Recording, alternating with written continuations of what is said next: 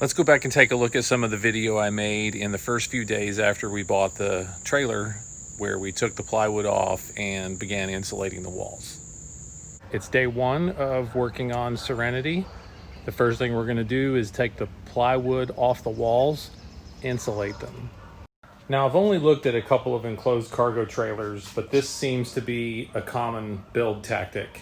They do plywood on the walls and then trim over the gaps with these little thin pieces, which are really pretty easy to take off. You just get a pry bar and pull them out. These little staples pop right out.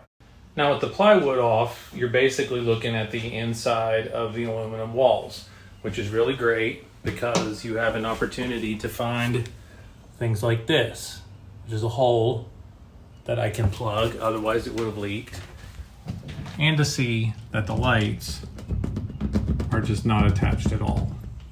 Now that's not a complaint. This is a pretty good build. Everything that I've seen so far is put together really well. But when you make a dozen of these things a day, you're bound to miss little details. And so taking this stuff off gives you an opportunity to really look at everything, make sure it's buttoned up nice and tight before you start putting your insulation in. So far, I am in about 6 hours to this project of doing the insulation. So let's take a look at where I am. I'm nearly done.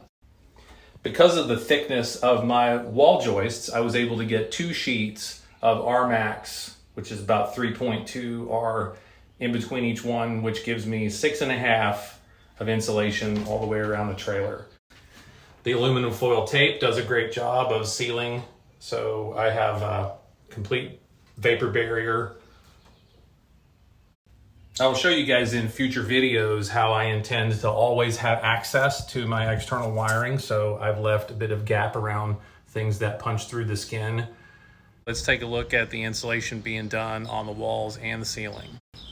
You'll see from one of the other videos that I've started putting up some furring strips for the wall, but I have all the insulation in and taped on the ceiling and the walls around the vent. So we are pretty much ready to get into putting the walls up.